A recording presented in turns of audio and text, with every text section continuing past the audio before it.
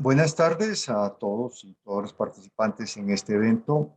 Agradezco la invitación a Guillermo Puyana, la organización, a Marcela por invitarme y a Giovanni por toda la coordinación que ha habido detrás de esto. Eh, Tres partes tiene esta presentación. Primero, una corta introducción. Segundo, el tema de la educación en sí misma. Y luego, estos temas de ciudades y territorios, en el caso colombiano, y cómo podemos relacionarlo en, en, en la propuesta que nos hacen de enlazar el tema de educación superior y el futuro de los territorios. Primero, una introducción. Hay, desde la historia, desde la geografía histórica, hay una mirada donde nos muestran cómo hay una relación recíproca entre el tamaño de la población y el desarrollo de los territorios.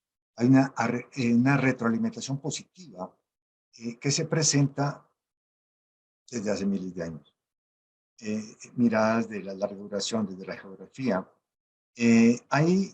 Hay ventajas históricas perdurables, ventajas históricas que se mantienen, que permiten que ciertos territorios logren concentrar mayores niveles de desarrollo. Esto analizado para Eurasia fundamentalmente. Y algo que insisten en la geografía histórica es la relación que hay entre aquellos lugares donde, miren ustedes, hubo revolución neolítica hace 10.000, 11.000 años y los lugares que han adquirido mayor desarrollo en este gran continente, o los continentes, como quieran ver. Estas ventajas históricas perdurables se expresan en tamaños y composiciones de la población. Y aquí entramos a usar un concepto de Darwin, concepto muy conocido, donde se argumenta que las variables favorables tienden a perdurar. Se preservan aquellas variables que permiten a una sociedad adaptarse a su entorno. Las ventajas para la supervivencia se incrementan con el tiempo. Tiempo y espacio nos apuntan a que hay territorios que tienen mayores ventajas para que en esta relación de tiempo y espacio el desarrollo sea mayor. Son lugares donde las innovaciones tecnológicas permiten incrementos poblacionales y fomentan la adaptación al cambio social y permiten el control de los entornos ecológicos y permiten mayores controles territoriales. Son aquellos lugares donde hay mayor capital social, pero fundamentalmente, cosa que vamos a ver para el caso colombiano, densidades institucionales. Todo esto se expresa en territorios donde hay mayor capital social. Hay una autora, Ibn Khaldun, siglo XIV, una obra impresionante. Muchos lo ven como viajero, gran viajero.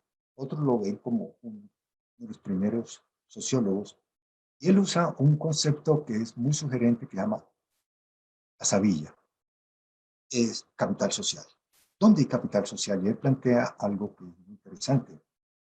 Donde hay mayor capital social, en todo el lugar, los lugares donde él viaja, Norte de África, parte de Medio Oriente, o bueno, todo Medio Oriente, donde hay mayor asabilla, mayor capital social, es donde hay mayores densidades poblacionales de poblaciones sedentarias. Y donde menos hay es en aquellos lugares donde hay menos población sedentaria y, por lo tanto, obviamente, poblaciones nómadas. Él hace unas comparaciones interesantes entre árabes y bereberes, que es interesante. Esto es lo que trabajan muchos más adelante. Entonces, ¿dónde hay mayor capital social? ¿Dónde hay menos capital social? ¿Dónde hay mayor capital social? ¿Dónde hay mayor densidades institucionales? El, el segundo tema de esta presentación, de esta conversación, es el tema de la educación. Sí, la educación formal, la alfabetización, durante miles de años está restringida a pequeños sectores privilegiados. Eso saben bien. Cuando se extiende es por intereses religiosos, militares, especialmente. No se pensaba en que había una relación entre el desempeño profesional y el alfabetismo. Por lo tanto, saber leer y escribir era algo minoritario en esta sociedad durante miles de años. ¿Cuándo cambia esto? Revolución industrial. Esto cambia en el siglo XVIII, donde aparece que un interés muy claro de darle una gran importancia a la educación. Pero esto no es inmediato, es muy lento. Así antes había habido otra revolución, una revolución muy clara que es de la imprenta. En el siglo XVI se imprimieron 3 millones de libros, pero en el siglo XVIII se calcula que se imprimen ya 1.000 millones de libros. Y hay una relación entre industrialización y el acceso a la lectura. Y luego entre industrialización y el alfabetismo. Libros, alfabetismo, desarrollo, es lo que se inaugura desde finales del siglo XVIII. Es evidente que esto va cambiando. Pero esto no es inmediato. Esto no es inmediato. Se calcula que en 1841 solamente el 5% de los trabajadores ingleses sabían leer y escribir. 2% de las trabajadoras inglesas sabían leer y escribir. 1841. Pero en 1900, el 97% de los trabajadores ingleses estaban alfabetizados. Y ahí hubo algo que fue fundamental. La educación primaria universal, la educación pública universal, que es lo que aprueba en Inglaterra en 1874-76. Y aquí hay un dato muy interesante cuando los estudiosos de la educación y de la industrialización en Inglaterra, que los que estudian las relaciones, encuentran que donde más oposición hubo a la educación pública universal en Inglaterra fue donde había grandes terratenientes. Entonces, de aquí hay unos estudios muy interesantes, miren ustedes, que relacionan el tipo de propiedad de la tierra con el avance o atraso de la educación. Hay un ritmo irregular de las reformas educativas según la desigualdad en la propiedad de la tierra. Propiedad de la tierra y educación, una relación que en el caso inglés y en, bueno, Orlando Figues, quien trabaja para Rusia, mostrando esta relación, la, donde en síntesis, donde la tierra está más dividida, donde la propiedad de la tierra está más dividida, quiero decir, donde hay mayor acceso a la propiedad de la tierra, a mayores niveles de educación. Y donde hay más poder terrateniente, hay mayores niveles de educación. Eso nos da unas pistas interesantes para entender el caso colombiano y nos da unas pistas de las relaciones entre campo y ciudad diferentes a las que estamos acostumbrados.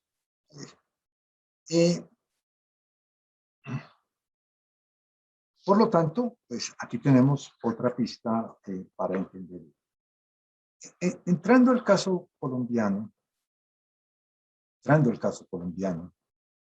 nosotros encontramos un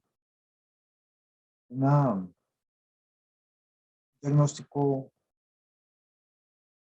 que uno podría decir, esto es terrible, o si uno lo mira la perspectiva de las últimas décadas, uno dice, los avances de Colombia son sustanciales. Son las dos cosas. Ha habido avances sustanciales, pero tenemos todavía unos atrasos gigantescos en la geografía. Así como para los estudiosos de las religiones, la práctica de la religión depende de la geografía. Usted nació allá, es maometano, si nació acá, es hinduista, si nació acá, es budista, si nació por el otro lado sintoísta, o si nació por el otro lado católico, es buena parte, esta es la situación que tenemos con la educación. El acceso a la educación depende. y esto es una situación terrible. Podemos plantear tres escenarios que son sustancialmente distintos. Uno, el, el bloque Caribe. Dos, el bloque de la Amazonia, el departamento. Y tres, el bloque andino. Tres macroespacios, tres macroterritorios que las estadísticas están medidas por departamentos, miden estos departamentos. Nos muestra cómo hay una altísima concentración en 4 departamentos más Bogotá. El 65% de los estudiantes matriculados en educación superior, quiere decir, que incluye la técnica profesional y la universitaria, de categorías, el 65%, la tercera parte de los estudiantes están en 4 departamentos más. El resto, 35%, está en 28 departamentos. Que además, el único que del bloque Caribe se escapa es el Atlántico. El único departamento que tiene indicadores diferentes al perfil que me muestra el territorio Caribe es el Atlántico, que tiene un comportamiento diferente. El, el, esto muestra cómo la tasa de cobertura en Colombia, las únicas que tienen indicadores positivos son Bogotá, Santander y Quindío, Atlántico Central, Antioquia, Bolívar, Norte de Santander. Como digo, de estos, el único no andino es Atlántico. Los Bolívar, Cesar, Magdalena, Sucre, Córdoba, Botira, San Andrés están muy por debajo. Y Amazonia, si tenemos,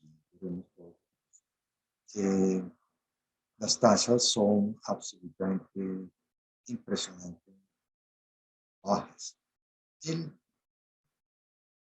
Si bien hay reducciones, los indicadores, hay mejoramiento, quiero decir, hay mejoramiento, especialmente, por ejemplo, en estudiantes de pregrado, casi que se duplica en 10 años, de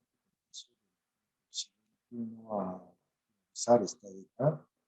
En posgrado se pasa de 60.000 estudiantes en 2006 a 160.000 10 años después. Sí, en los indicadores nacionales, pero no los por departamento.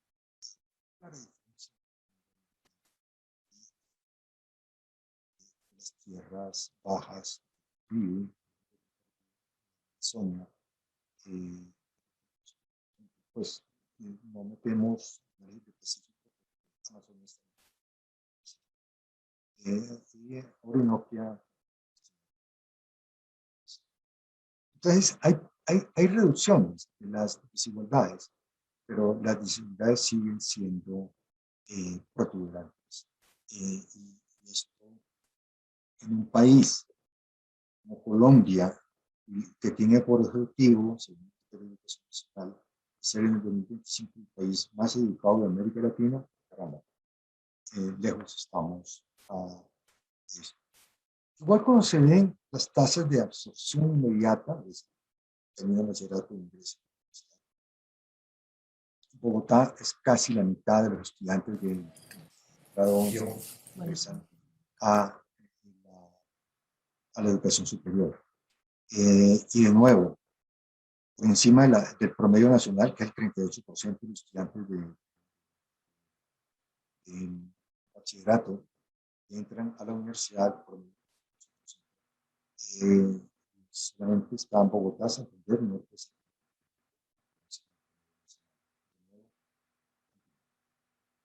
Y esto está. Sin embargo, hay un empuje en técnico interesantes donde terminan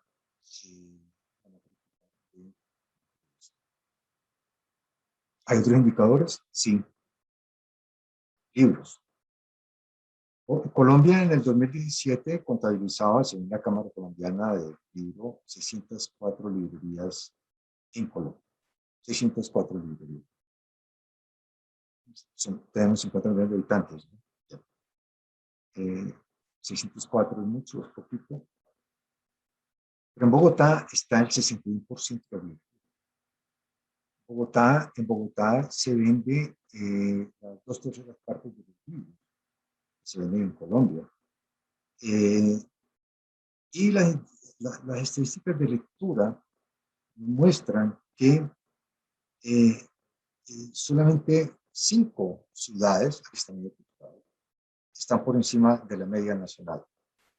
Tunja, Bogotá, Ibagué, Medellín, Pasto, Andinas. En Bogotá, en Tunja se lee 4.1 libros por año, San Andrés 1, Cartagena 2 y en Barranquilla 2.6. Así que la mitad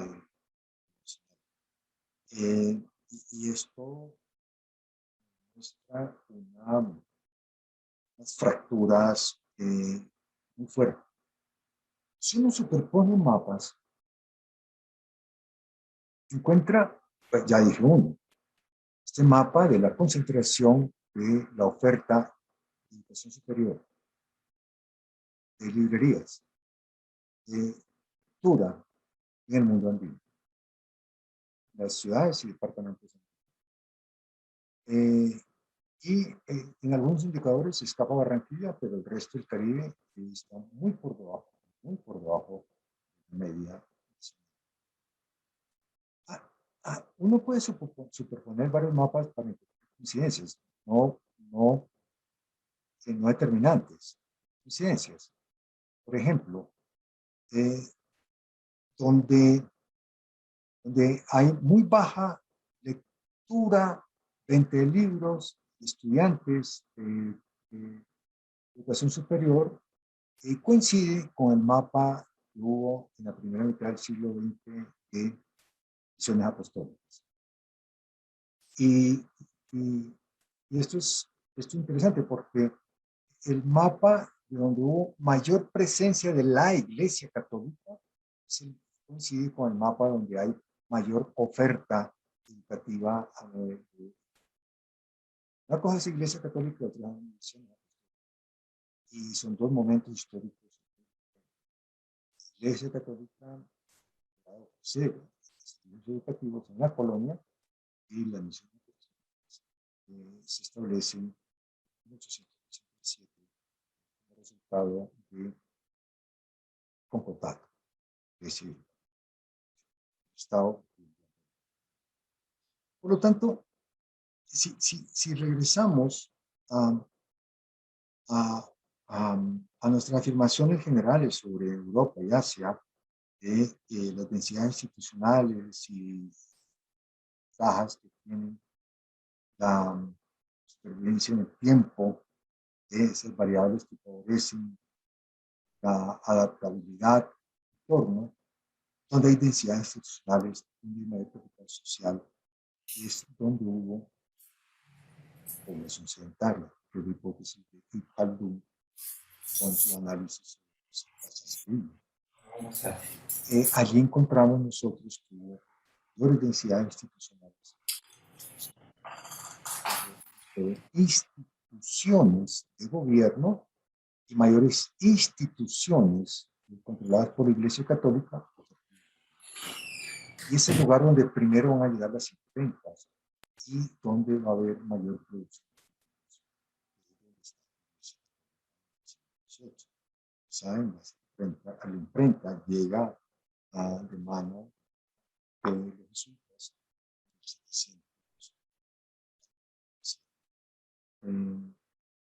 donde hubo alta presencia de la Iglesia Católica, es donde hubo alta presencia de poblaciones sanitarias, es donde hubo mayor niveles de presencia de instituciones públicas, pues, de instituciones del Estado colonial, y es donde mayor nivel de instituciones públicas va a haber en el Estado republicano. Hay unas continuidades muy grandes.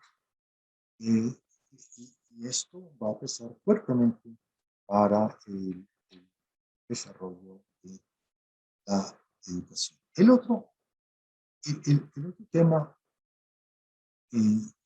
que puede ayudar a comprender esto es que las primacías urbanas, los controles territoriales eh, en Colombia han sido bastante efímeras. Es algo muy interesante. Nosotros estamos relacionando alto nivel de oferta educativa con presencia de la Iglesia Católica en Colombia.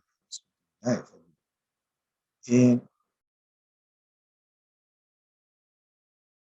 eh, y esto apunta a que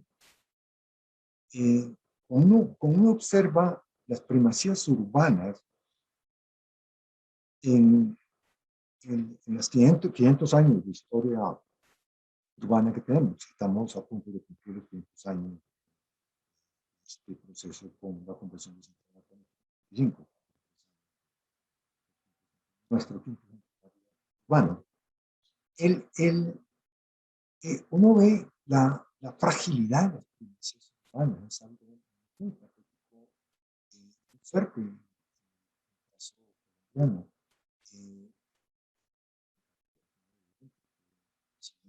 colombiano. Barranquilla es una ciudad republicana. Esto muestra una primacía en el Caribe, más dinámicas, más contemporáneas que coloniales. Y si relacionamos esta lectura que se hace sobre dónde en Inglaterra hubo mayor aceptación de educación pública en la segunda mitad del siglo XIX, que es donde hubo menos poder de los terratenientes, si lo traemos acá, pues uno encontrará que en la relación de la propiedad de la tierra, la calidad de la educación, la cantidad, la amplia oferta, la concentración de la educación, mayor educación universitaria superior en Colombia, que corresponde al mundo andino, pues de propiedad.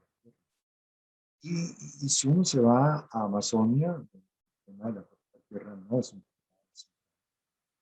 terreno que sí, y en el Caribe aún más, ahí encontrará esa relación entre propiedad de la tierra y un ritmo irregular de la presencia, desarrollo.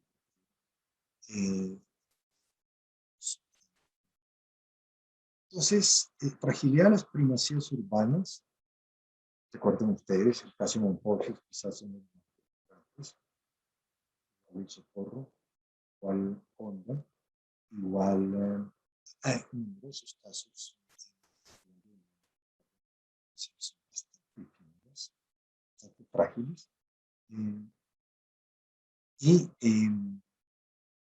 la sustitución de primacías y la ausencia de densidades institucionales. Y uno encuentra la densidad institucional es bastante tenues, frágiles, mínimas en los territorios donde la población fundamentalmente nómada. Y uno encuentra mayores densidades institucionales donde la población es sedentaria, altiplano, fundamentalmente. Por lo tanto, el, el, el desarrollo de los territorios es desigual. Y estas desigualdades están relacionadas con calidad, densidades de las ofertas ambientales, y las tamaño y composición de la población, de las densidades institucionales y la permanencia en el tiempo institucional. Y esto nos permitirá entender una diferencia de, de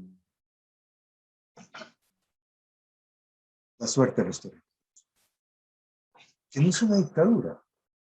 Esto cambia, hay cantidad de ejemplos en siglo XIX y el siglo XX, pero para ello se requiere la preservación es el Estado. La acción y omisión es el encargado de solucionar estas desigualdades territoriales, que en este caso las protuberantes desigualdades territoriales son algo son marcadas. Colombia, a mediados del siglo XIX, específicamente en el 60, va a tener una propuesta de establecer una educación pública moderna muy fuerte. Se funda la Universidad Nacional, Manuel Enciso García. Pero este intento de fortalecer la educación se va a echar para atrás con un evento que eso sucede en 1886, ese año. En 1886. Y el concordato va a definir varias pesas que están funcionando en Colombia. Uno, en las 2/3 partes del territorio colombiano no, pasan a ser administradas por un Estado extranjero. Colombia le entregó las 2/3 partes a un Estado extranjero, que se llama el Vaticano. El Vaticano era administrado a través de lo que llamamos las misiones apostólicas. Las misiones apostólicas negaron el desarrollo de instituciones de gobierno, instituciones públicas, por una parte. Por otra parte, en estas ciudades, acá, Bogotá, Medellín, Cali, Barranquilla, y demás, se privatiza la educación. La educación se entrega a comunidades religiosas. El Estado, desde López Morejo para acá, continuado por el Estado, por los gobiernos liberales y conservadores de Frente Nacional, y de ahí para acá, uno encuentra que el Estado ha hecho un esfuerzo muy grande por tratar de controlar, manejar la educación a través de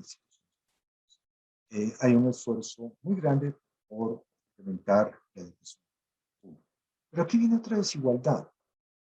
Y la desigualdad de los egresados de colegios públicos, en su gran mayoría entran en universidades públicas, pero la matrícula de egresados de estudiantes privados en las universidades públicas y privadas. Es decir, hay otra desigualdad.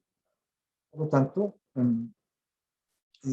lejos estamos de llegar a lo que logró Francia a comienzos del siglo XIX, Alemania con Bismarck, o los ingleses, algo, que es la educación pública universal.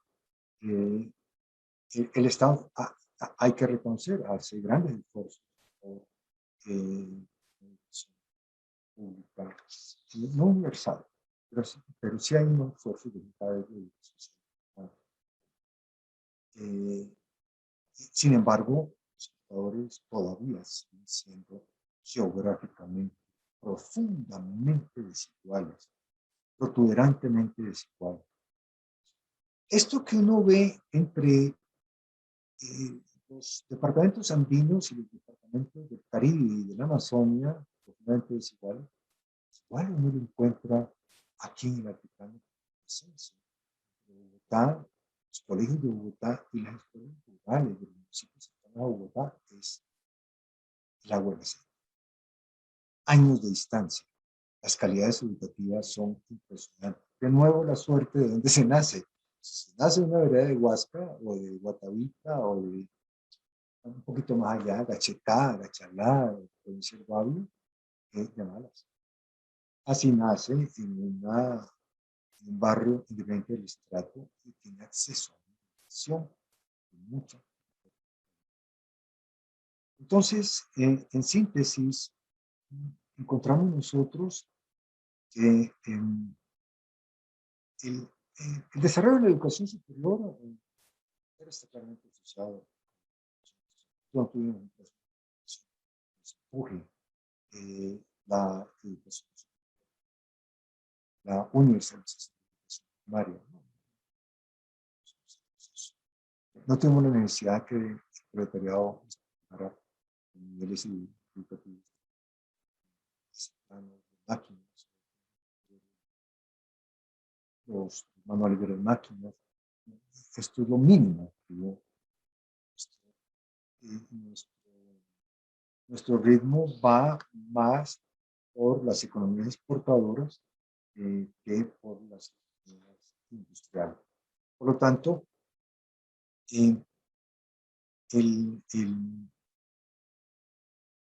la suerte de los territorios y la educación superior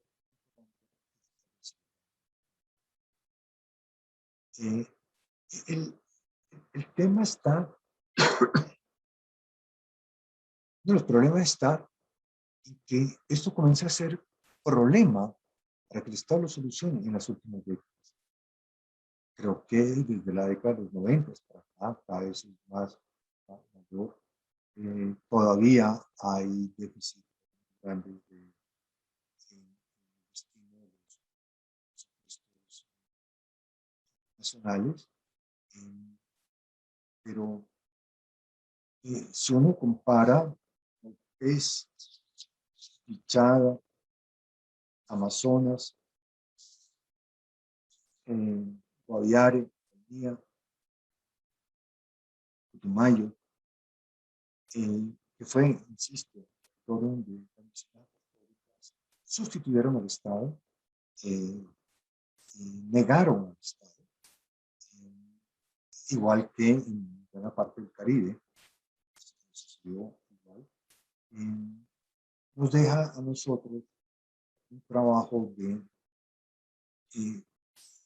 suturar unas desigualdades que están acumuladas mucho tiempo, que el Estado debería trazarlas, debería tratar de superarlas.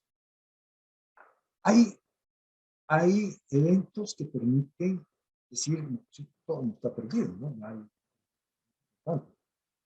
Por ejemplo, la ciudad en Colombia, sí, ustedes me dirán que por la escala esto es fácil, pero no importa, es un buen indicador esperanzador. La ciudad en Colombia que tiene el mayor número de libros per cápita en bibliotecas públicas es de edificio nacional.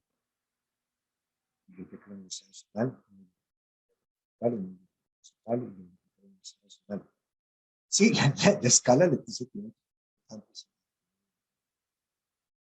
Y a alguien mencionaba la cantidad de libros, a veces 3 libros per cápita. Digamos, sí, es fácil, pero digamos, por la escala de la ciudad, pero no por la distancia. Hay cosas que llaman la atención. El trabajo de la red de bibliotecas que hay, que es reciente. Digo reciente porque generan una esperanza interesante. Si uno mira y en nivel de lectura se ingresa. Si no estoy en Colombia. El nivel de lectura otra cosa, a pesar de lo que sucede en la Guajira, muy interesante, con la Universidad de la Guajira, es un centro de educación absolutamente impresionante. Los resultados todavía no se están viendo. En síntesis, entonces, la relación entre educación superior y los territorios es una relación protuberantemente grande. Segundo, el, el, el, la, los mapas que uno hace de los territorios se corresponden con unas lógicas que vienen de hace cientos de años. A eso de nómadas y sectarios, presencia de la Iglesia católica o presencia de las misiones apostólicas, que insisto, las densidades institucionales, el tipo de propiedad agraria. Y no pueden dar más, algunas pistas para entender diferente, para entender de otras gradas la suerte de los territorios y la relación. Cierro esta corta presentación con algo que también es destacable, y es el trabajo que hace la Universidad Nacional con sus sedes de frontera. Paz, Leticia, Maco, Arauca, San Andrés. No menciono Bogotá, mira, obviamente, con sedes de frontera. Allí hay un trabajo interesante, las sedes de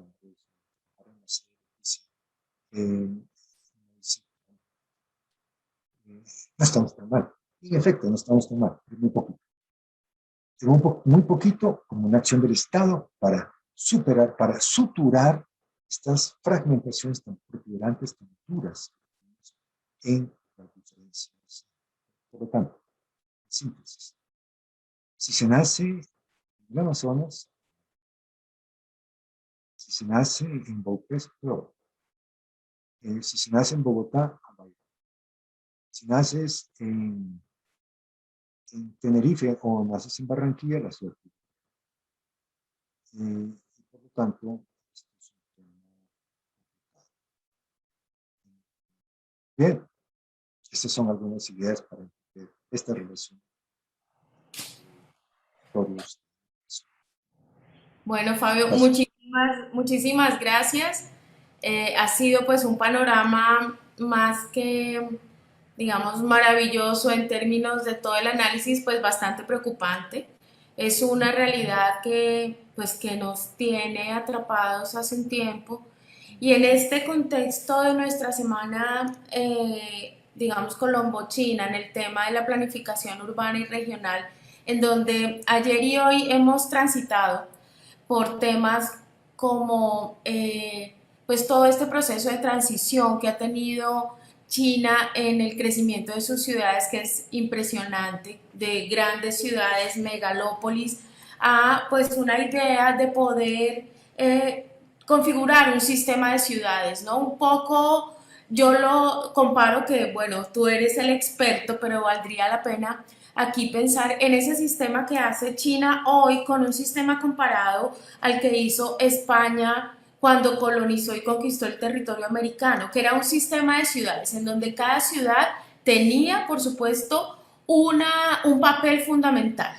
Unas ciudades dormitorio, unas ciudades ancla, unas ciudades de trabajo, otras de acopio regional. Hoy China hace eso un poco para controlar también el crecimiento desbordado de estas ciudades, pero yo pienso que fue un sistema revolucionario en su momento y muy moderno para también el momento en que lo hizo España en la conquista de sus territorios. Eso lo hace China hoy para de pronto no generar estas ciudades desbordadas de extensión y población, sino tener unas ciudades un poco más controladas y que jueguen un papel importante en ese territorio. ¿Tú qué, digamos, qué opinas o cómo ves ese modelo de ciudad que se implementó en nuestras ciudades americanas hace 200 años, pero pues, no, más, desde la conquista, o sea, hace 200 años fue nuestra independencia, que tal vez ahí fue donde se perdió el modelo, pero Sí. pues fueron esas ciudades que nos sirvieron a nosotros como digamos, americanos a poder entender esa distribución de las ciudades por su rol o su papel. En efecto, Marcela, ese es un tema muy importante. Eh, España es un imperio urbano. España conquista fundando ciudades. España se diferencia radicalmente de los anglosajones, de los franceses, los portugueses, cuya ocupación territorial es completamente distinta. España funda ciudades y de la ciudad controla los territorios. España es altamente urbanizada. Y esto es una entrada que nos ayuda a entender mejor el caso colombiano.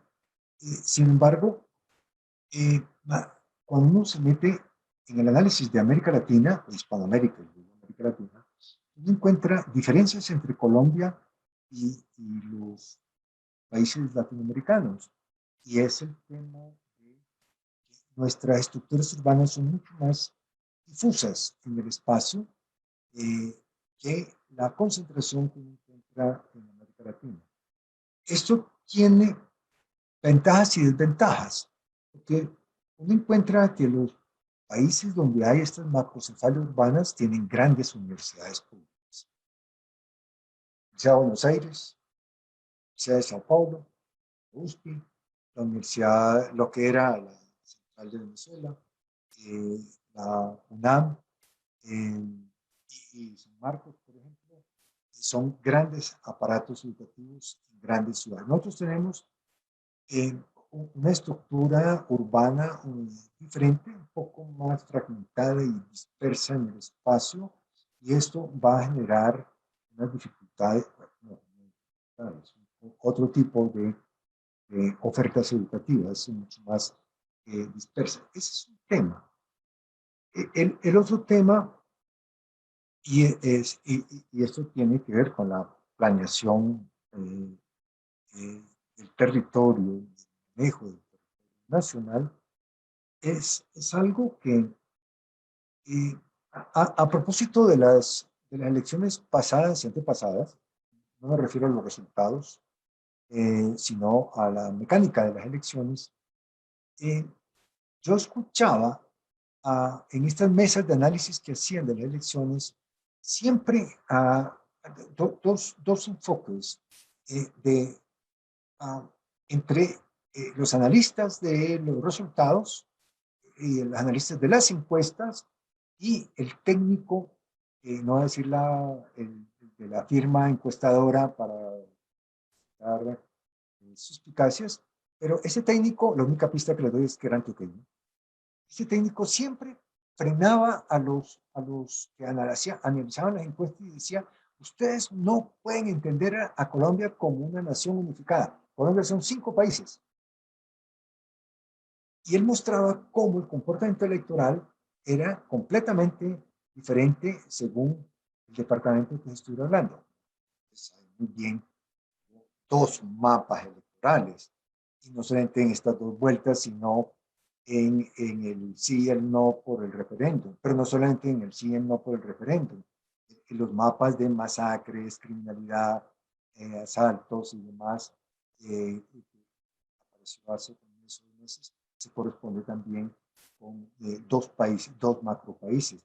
Pero cuando uno le pone la lupa, Colombia, así como es dispersa en las centralidades urbanas, también uno puede decir que Colombia, y es uno de los problemas que tiene Colombia, y es que lo pensamos como una nación unificada cuando de repente podría ser una nación con varios países, con lógicas distintas. Y esos varios países tienen que ver, Marcela, con algo que es muy fuerte en Colombia, lo que mencionaba anteriormente, y es que las primacías urbanas han sido fuertes en el espacio y en el tiempo. Es decir, por ejemplo, Cali. Cali es una ciudad que... Por eso, señor, ¿y cómo está la vaina afuera? Así, Micrófono abierto, por favor. No sé si el administrador le puede. Ricardo, ya, gracias. Entonces, continúa, por favor. Qué pena contigo, Fabio.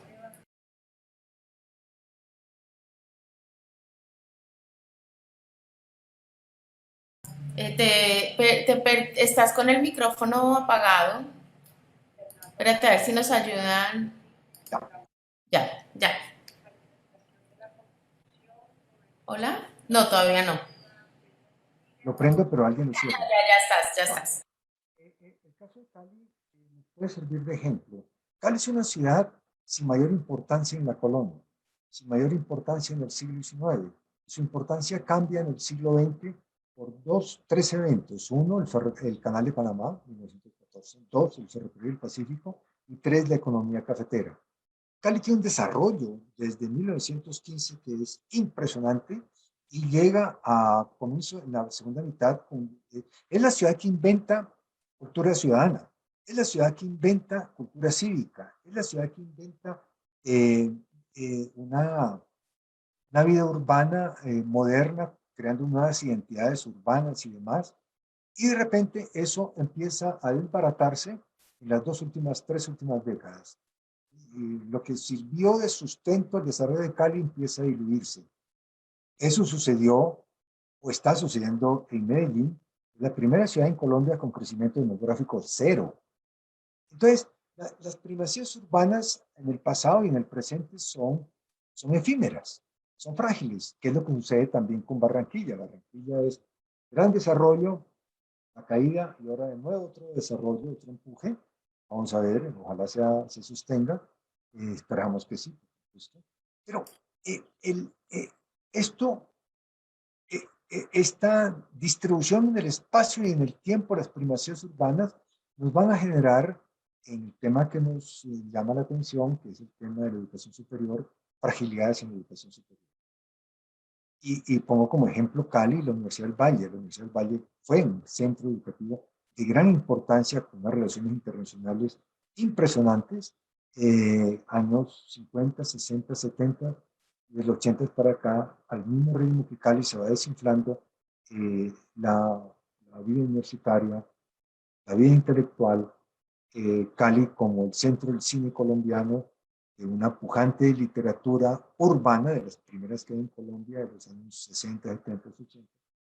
Pues sí, ese es un tema que uno ve y es la fragilidad de las primacías, las entradas y salidas de primacías, las primacías regadas en el espacio tienen grandes ventajas. Sí, los tenderos no ponen todos los huevos en una sola canasta, pero esto genera unas diferencias importantes con América Latina. Como ejemplo, las grandes universidades de América Latina eh, son grandes universidades en grandes ciudades. Nosotros no tenemos eso. No tenemos grandes ciudades, son mucho más medias y la primacía es urbana. Mira tú, Marcela, que hace unos años nosotros hablábamos de la cuadricefalia urbana. Bogotá, Barranquilla, Medellín, Cali. Hoy hay que hablar de la quintocefalia, se metió Bucaramanga. Y siempre tenemos una estructura fragmentada, dividida, y eso da ventajas, pero también desventajas. Claro, porque no hay una distribución tampoco de las actividades. Por ejemplo, hablando un poco del tema de las universidades, también encontramos que durante el siglo XX algunas ciudades intermedias y pequeñas como Pamplona, Tunja, fueron educativos de, pues, de relevancia, ¿no? Con universidades no, digamos, de esta importancia que tienen las universidades que mencionas en estos grandes centros urbanos que van siendo estas cabezas territoriales que van concentrando absolutamente todas las actividades y los servicios. Y ese mapa, además, que vas tú comparando, que no solamente va concentrando las universidades, sino estas actividades importantes y esa territorialidad marcada entre un poco, sin llamarlo así, centro y periferia, que es así, va también generando un mapa en el tema de la planificación y desarrollo urbano acá, porque veíamos también ayer en una de las conferencias cómo, aunque existen los instrumentos de gestión para el tema de la planificación, que es relativamente reciente en Colombia, muchos de estos instrumentos no son aplicados o están completamente desactualizados. Muchos municipios de estos municipios olvidados o de estos municipios que no tienen esa importancia en las ciudades grandes, pues tienen sus planes básicos de ordenamientos o sus planes de ordenamiento territorial desactualizados completamente. Incluso Bogotá, que es la ciudad, nuestra ciudad, pues le ha costado mucho el tema de la planificación y poder concertar cuál va a ser esa, digamos que esa mirada hacia futuro. Entonces, viendo un poco esta relación que tú haces entre las universidades, las ciudades, ¿cómo crees que, bueno, con esta además tan precaria panorama que tenemos en nuestras universidades y específicamente en nuestras universidades públicas, ¿cuál crees que es ese papel fundamental nuestro de la universidad pública frente al tema de planeación y desarrollo tanto urbano como regional? Porque pues hablar de la ciudad es hablar del territorio también y cómo nuestras ciudades de alguna manera dan la espalda a ese territorio y no se articulan de manera más integral con ese territorio que las circunda o que las puede conectar con otras ciudades. Sí, allí hay un tema complicado porque hay, esto remite a, Marcela, a un horizonte que es extremadamente importante, es el tema del ordenamiento territorial. Nosotros tenemos varias dificultades con el tema del ordenamiento territorial. Uno, mm, el ordenamiento territorial nuestro, departamentos, municipios, departamentos, nación, corresponde con una herencia de la Constitución de 1821. Y de allá viene ordenamiento. Pero este ordenamiento territorial tiene una función muy clara y era servir de recipientes electorales. Porque el tema central en 1821 era el tema de la legitimidad. Y la legitimidad tiene un cambio radical, que es la soberanía popular.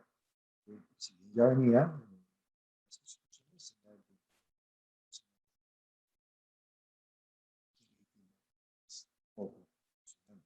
y en adelante vamos a poner este tema de los recipientes electorales que vienen del siglo XIX, o en el mejor de los casos, XX.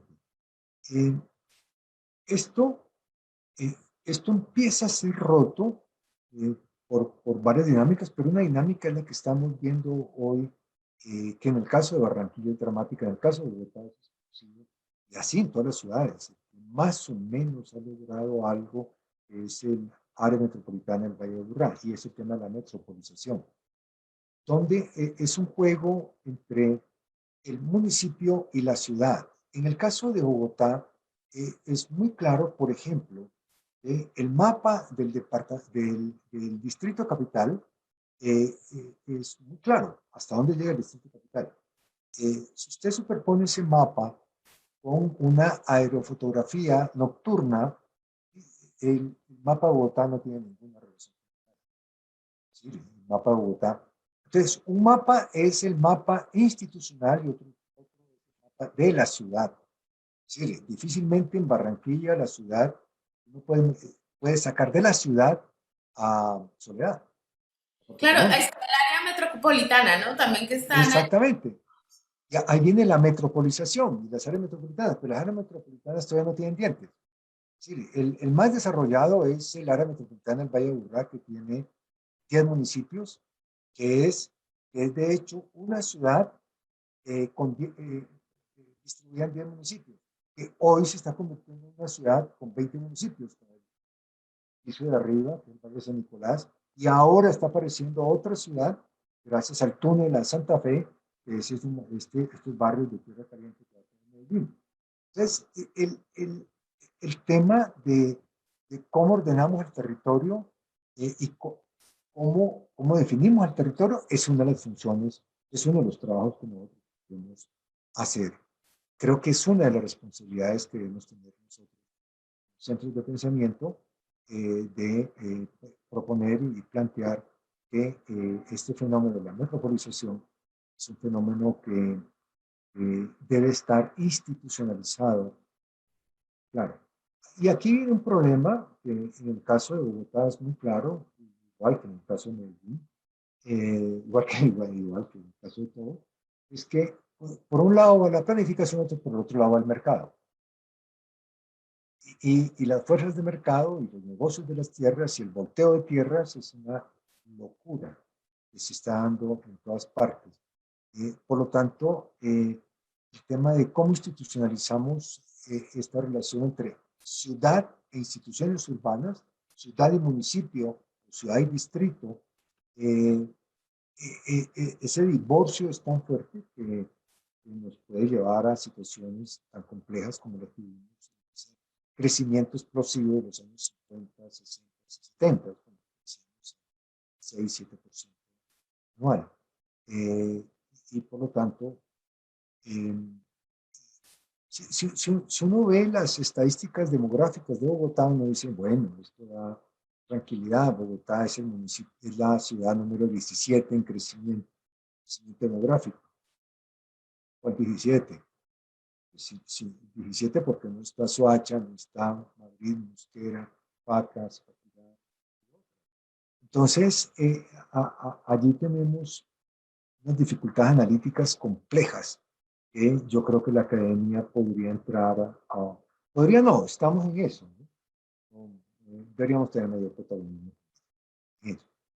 Sí, digamos lo que has tocado es fundamental y también ayer incluso nos acompañó el gerente del metro, pues de chino, de la empresa china que está haciendo el metro en Bogotá. Y bueno, China ha estado participando muy activamente en la construcción de varias de estas estructuras de movilidad y sistemas de transporte que ellos también han resuelto de manera muy eficaz y están contribuyendo a digamos que esa respuesta nuestra.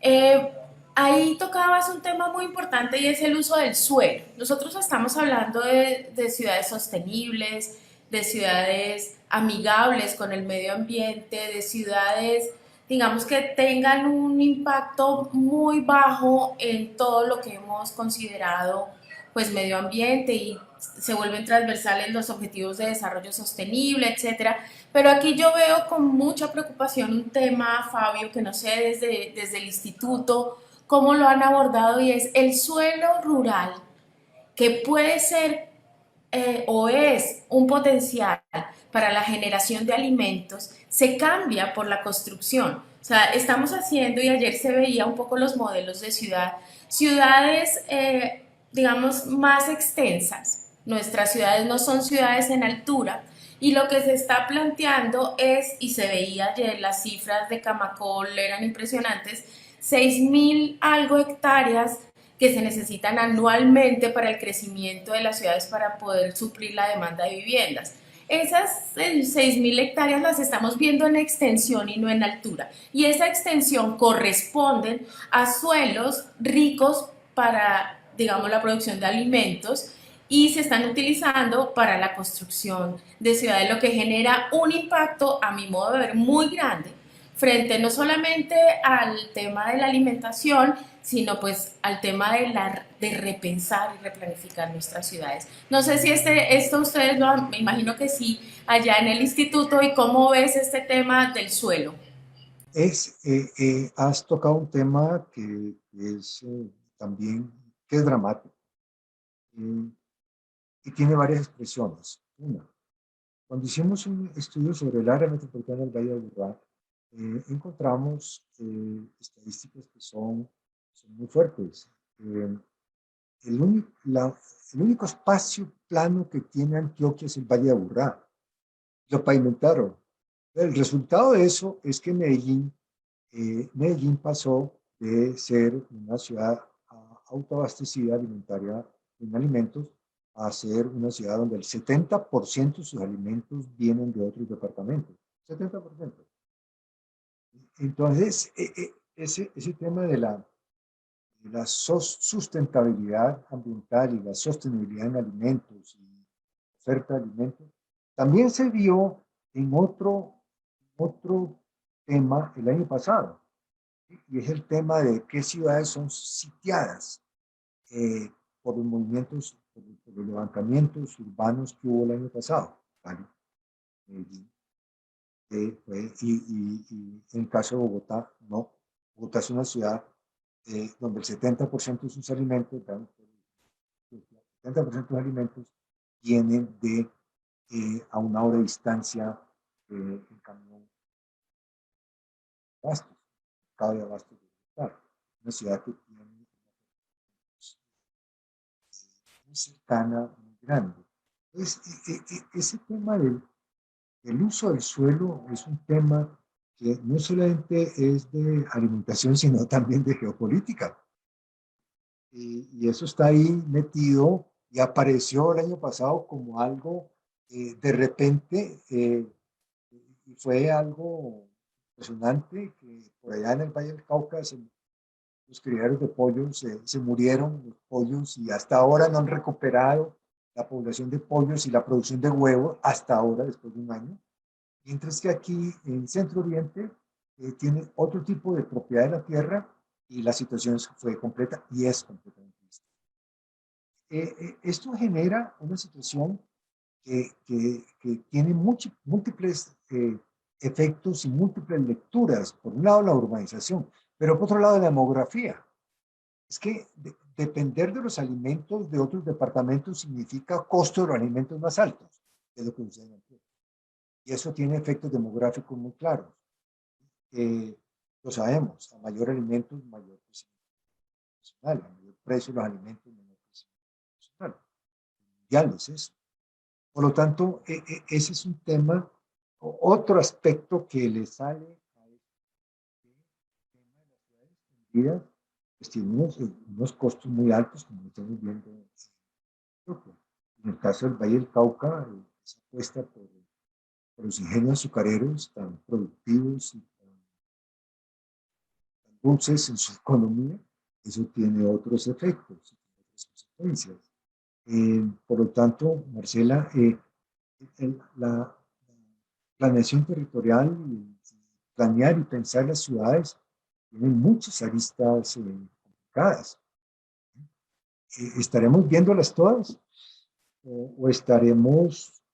Yo creo que en el caso de Bogotá, estuvimos con una planeación urbana muy fuerte desde los 90s, 2000, hace 30 años, pero ahora es que empezamos a ver territorio y estas propuestas de ciudad-región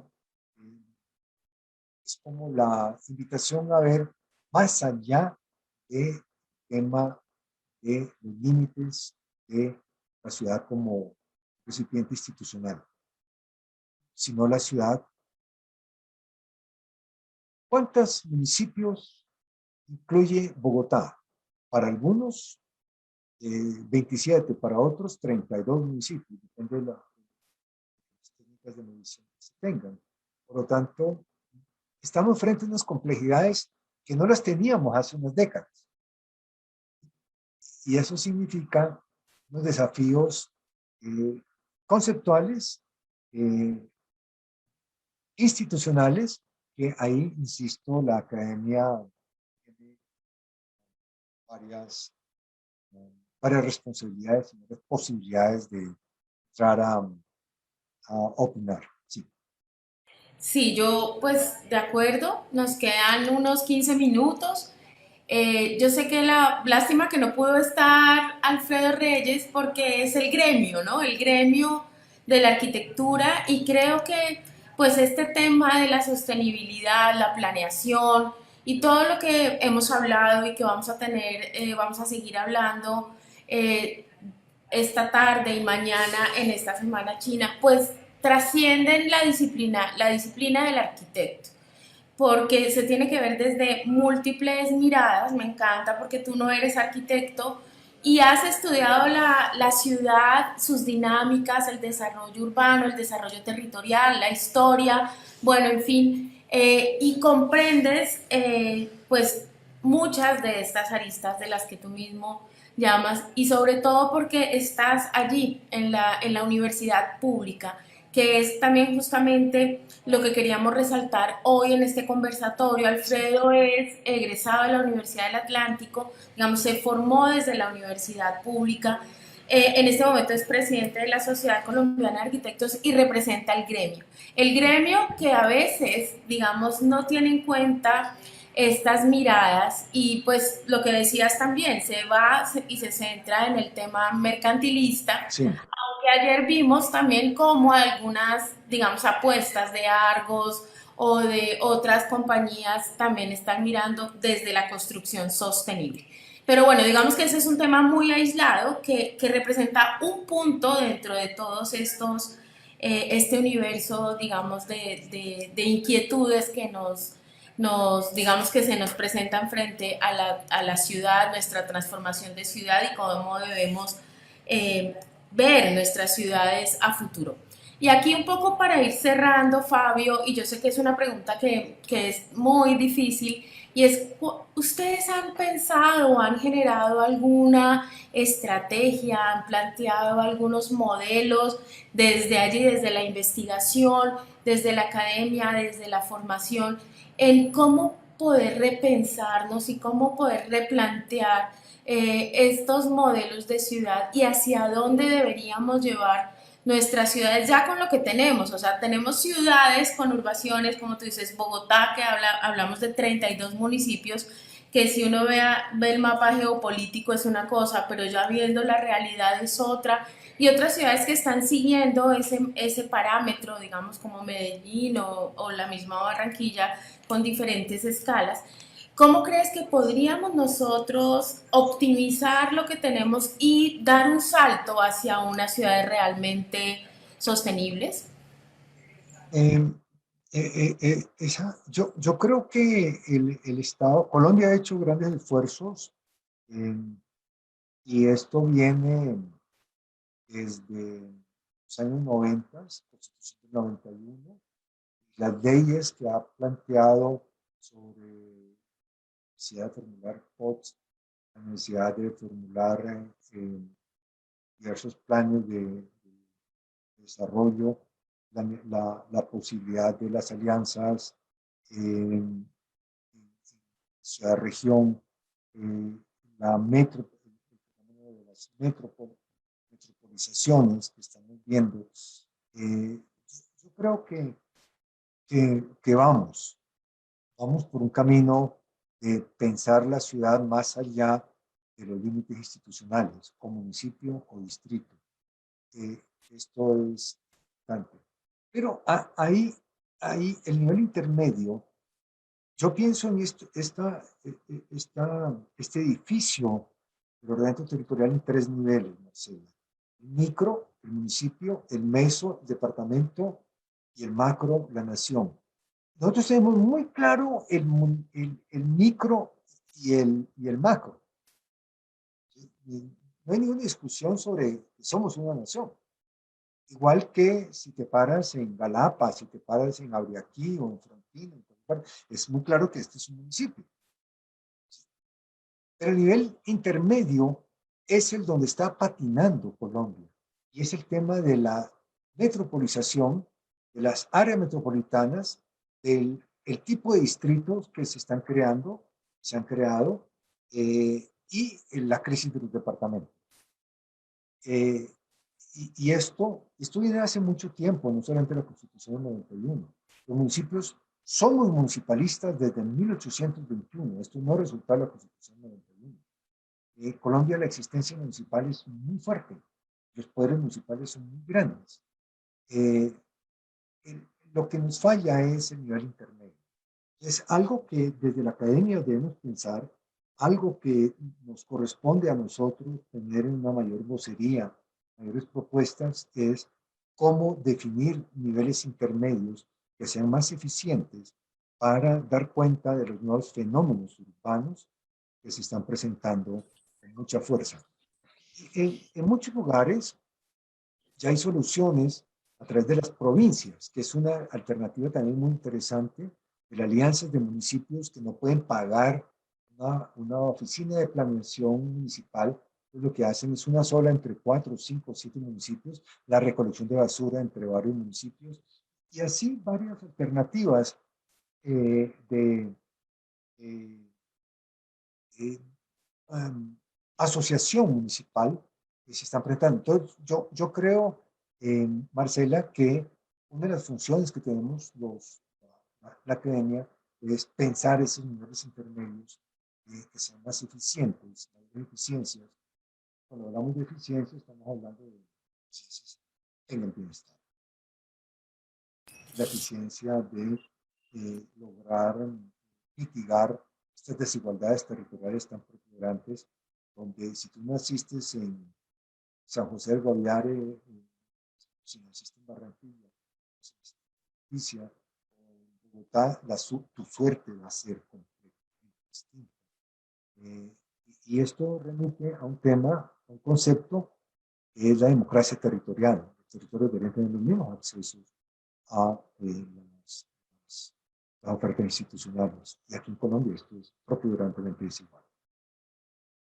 Y es un poco, pues, digamos, yo he estudiado últimamente el asunto de las desigualdades frente, pues, a la mirada desde lo que me compete, que es la arquitectura, el urbanismo y la ciudad y los territorios.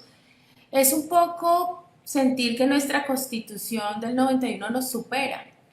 La constitución habla de la descentralización, habla de los territorios, de las culturas, pero pues no hemos logrado, como tú lo dices, democratizar, mucho menos la educación y pues tampoco, y se ve reflejado como lo has hablado durante esta charla, en pues esos atrasos, ¿no? Esos mapas de Colombia en donde pues realmente se centra el desarrollo y digamos, la concentración de actividades de todo tipo, institucionales, educativas, políticas, administrativas, industriales, en fin, en las grandes ciudades y se ve allí.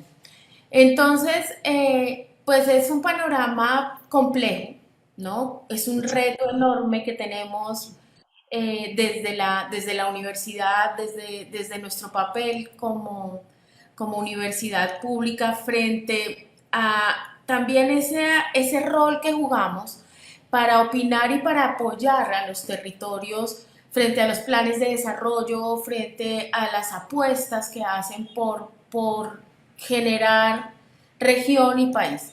Entonces es también cómo nosotros las universidades estamos allí presentes o no. Bueno, en el instituto ustedes han jugado un papel muy importante no solo a nivel regional, sino a nivel nacional.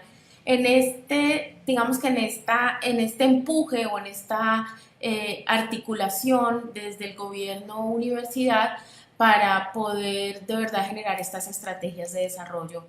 Y bueno, ¿y qué ha pasado con los demás? Pregunto yo, ¿qué ha pasado con nosotros? Nosotros aquí en la Universidad del Atlántico también vamos en ese sentido, pero a veces siente uno claro, no hay universidad pública en Bichada o no hay universidad en Bichada y pues por supuesto tampoco hay quien ayude a mover los temas allí. Así es, así es. Bueno, Fabio, yo debo agradecerte enormemente una tarde, un inicio de tarde increíble. Bueno, te cuento, esta semana Colombo-China, pues es una de muchas semanas que llevo haciendo y organizando la Asociación de la Amistad Colombo-China, que lo que hace es crear lazos entre Colombia y China y esta vez nosotros, la Universidad del Atlántico, somos los anfitriones. Yo quiero darle las gracias al presidente que está aquí y pues por supuesto pues al presidente que ha estado aquí, que ha estado presente y organizando todo, Guillermo Puyana, el presidente nacional, a Waldo Enrique Mesa, que es ex rector de la Universidad del Atlántico, hoy es profesor del área de las ciencias económicas y quien también trabaja mucho estos temas del desarrollo sostenible y bueno, quienes también nos invitaron como Facultad de Arquitectura a apoyar este tema, pues que es importantísimo y sobre todo después de pandemia se crearon muchas inquietudes frente al futuro de nuestras ciudades, a cuál es ese papel real de las ciudades frente a la salud, además pública y mental, bueno, a muchas cosas en la universidad. Y bueno, agradecemos pues esta coordinación académica, agradecemos tu charla, tu espacio, lamentamos que no haya podido estar Alfredo porque hubiéramos tenido esa otra mirada también desde el gremio, desde la arquitectura, qué está pasando y hubiéramos podido confrontar mucho mejor, pero pues no, mejor imposible. Fabio, mil gracias Gracias, por Marcela. tu tiempo y bueno, estaremos siguiendo la agenda y bueno, y te agradecemos una vez más por esta ilustración y por este acompañamiento. A ti, Marcela, por la invitación a Guyana. Lo conozco personalmente, pero conozco toda su familia. Desde hace mucho tiempo les estimo muchísimo por los aportes intelectuales que han hecho en este país. Y muchas gracias por la invitación, Marcela. Seguiremos en contacto. Buenas tardes.